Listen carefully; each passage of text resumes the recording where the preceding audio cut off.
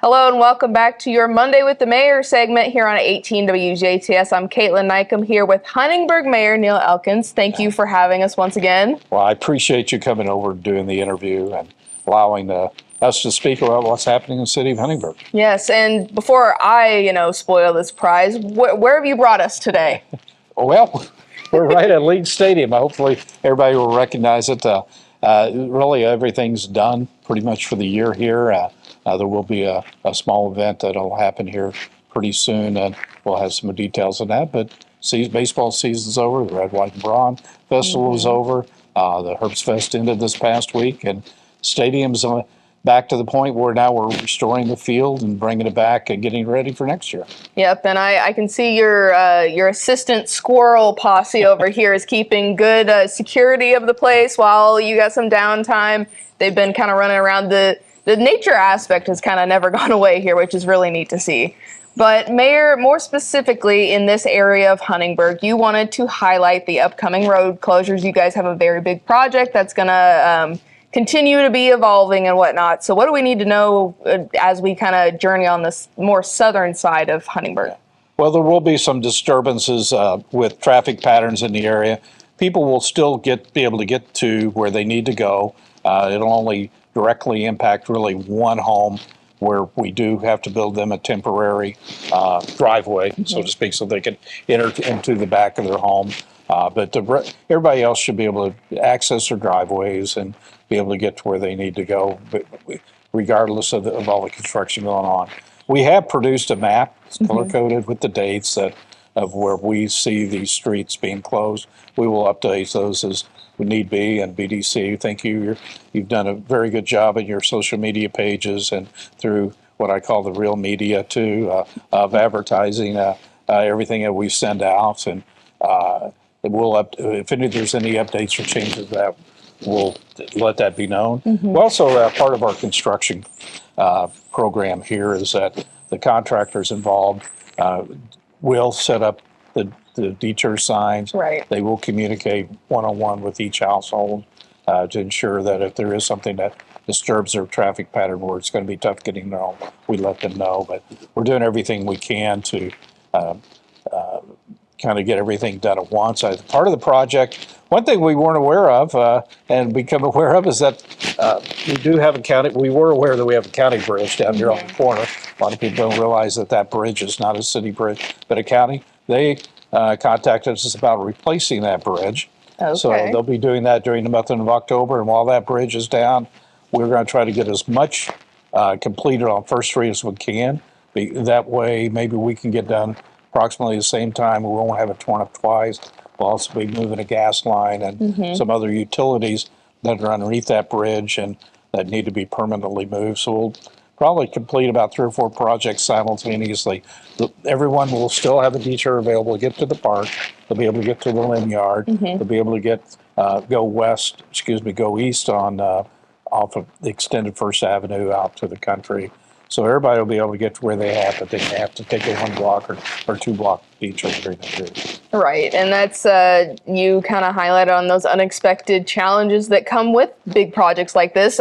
Fortunately, it kind of works in your favor, and the county is able to work with you guys on that development. But I mean, it's all growing pains so that this nice new wastewater treatment facility can come in and serve even more people in the area. And yes, that means construction, and yes, that means phases. And people just need to stay cautious and vigilant, just with any other project.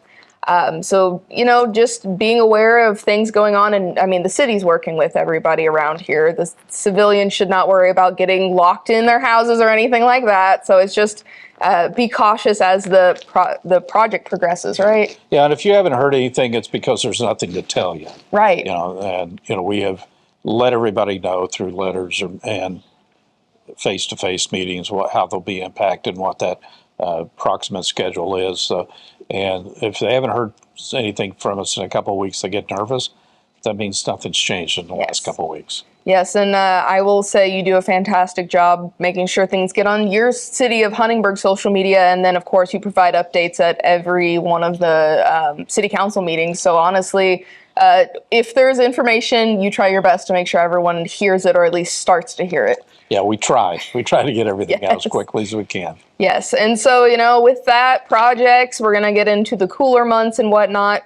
What else does the city of Huntingburg have going on? Because, I mean, there's organizations in the wings, behind the scenes, always evolving and doing different things. Strolling Huntingburg will be doing, of course, the annual Christmas stroll coming up first week of November. Prior to that, Destination Huntingburg, our Main Street organization, will be doing the Haunted Huntingburg. That will happen down at Market Street Park.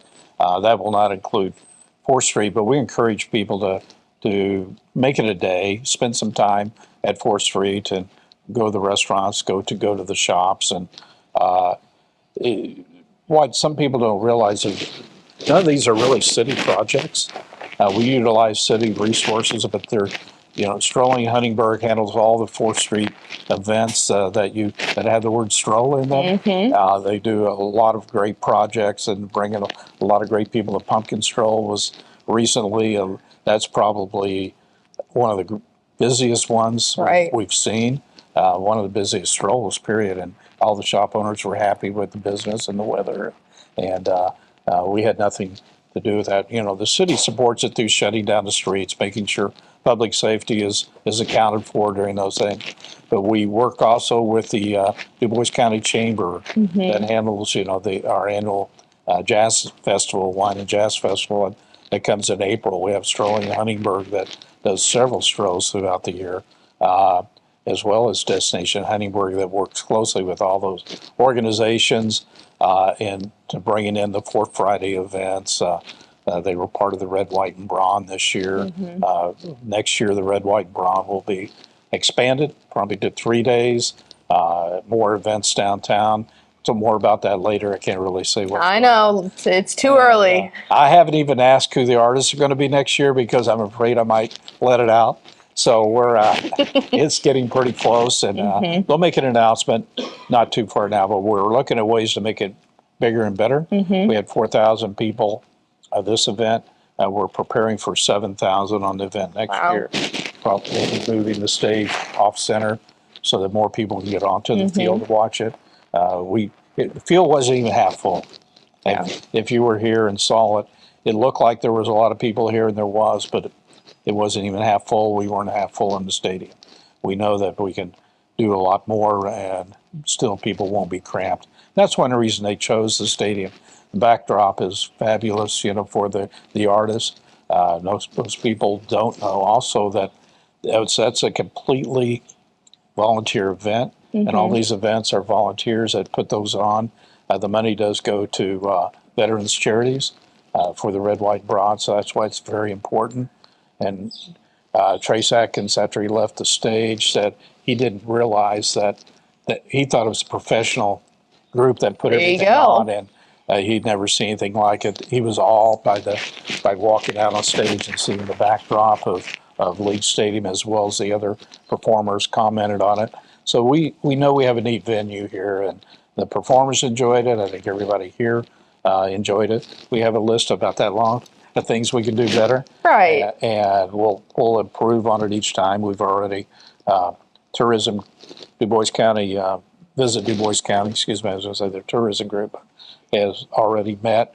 I've met with them as well as the organizers of the event, and we've discussed what we can do better. So. Right, and I mean, something that I kind of gathered from all of the different facets that you explained there is that although the city of Huntingburg, deals with all the facilities and all of the government style stuff, you guys have quite a diverse group of organizations that come to do tourism just for Huntingburg. Yes, Visit Du Bois County. We have Discover Southern Indiana that's run out of the Radius Group in Bedford, Indiana that covers this area. Crystal Painter and her group, and then of course Indiana Tourism.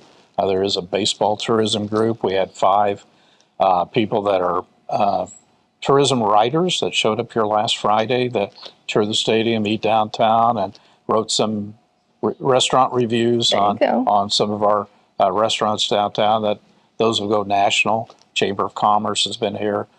The Indiana Chamber of Commerce has been here to do an article regarding 4th Street and the stadium. In Southern Indiana Business Review, we've had as well as the Smithsonian Magazine article that was out this past year. So that spurred a lot of interest in Huntingburg, and we want people to come here and show off our attributes. It is fun to have events. I look at events as marketing the qualities of hunting. Come here and market the qualities that we have in Huntingburg. Of course, the Herbst Fest this week, another committee that works hard every year. Thankless job because, you know, they work year round preparing for this event. Right. You know, next I've proposed to them that I'm working with a group out of through Du Bois County, Visit Du Bois County, bringing a group in from Illinois that's going to promote we're hopefully looking at a softball tournament during Herbst Fest next year. Wow. It'll be the softball tournament will be free. One of the options is that we would do an all-female softball tournament. There's a large group of Amish in northern Ohio that take their softball very, very serious, and they'll be out here in their dresses. And I was going to say, where would the perfect venue for that be? Here. And I said, well, remember, you know, we're 320 in left field and 310 in right field. And they said, that's no problem for them. They'll cover the field. And so right now, they just wrapped up their Field of Dreams on Sunday, because the Field of Dreams in Iowa is also where they have tournaments. And that group they consider this an equal to the Field of Dreams there as far as a venue. And it's we feel blessed that 2 movie locations can be kind of tied together. Maybe there can be other events that we can tie together with them in the future. Yeah, I would say, we're getting into hibernation season, but according to what you just told me with all of that, you guys are not sleeping on it. You're continually planning for future events, future developments here in Huntingburg, and I think it's really exciting to see because we've got our mainstay staples of yearly festivals and fairs and whatnot, but you guys are continually freshening up the experience for everyone in Du Bois County and, of course, Huntingburg, too. Yeah, we're looking at every aspect of the experience. You know, if they're going to come here, they're going to drive down 1st Street, it better be smooth. And, you know, we've got to do some improvements there. If they come down any street or they hit 4th Street, we're now working with our final, hopefully here pretty soon, we'll be sending out the bids for the 4th Street improvement. We're waiting on the final drawings, improve some radius turns off of Geiger and Jackson onto the street. They're a little tight. Looking at reconfiguring some parking spaces as well as raising the bricks up and getting them back level again. And it's going to be a big project that will start probably in May or June of next year and could take up to 8 weeks to complete. Yeah. But when it's done, it should last as long as any street. Very good. Always into the future in historic Huntingburg, I'd say. But Mayor, thank you so much for your time today and the full rundown. I'm excited to see how each of these little projects are going to plan out because, again, there's so much going on that people really don't see and they don't know who the organization is and whatnot. And just getting a general consensus of things are continuing to improve and advance. That's just super exciting. Yeah, I'd just like to say one last thing, that every one of these events and even our council meetings, BDC and JTS are there, Du Bois County Broadcasting, and I'm so appreciative of their ability utilizing their media to get the word out to everybody. Well, thank you. We try because information is just as important to those sitting at home as it is those coming to these events and really taking forth in Huntingburg events. But thank you so much, of course, again, for having us, and a beautiful day out in League Stadium, even though we don't have an event going on here. So you have been watching Monday with the Mayor with Huntingburg Mayor Neil Elkins. I'm Kaitlyn Neukam, and your weather is next right here on 18 WJTS.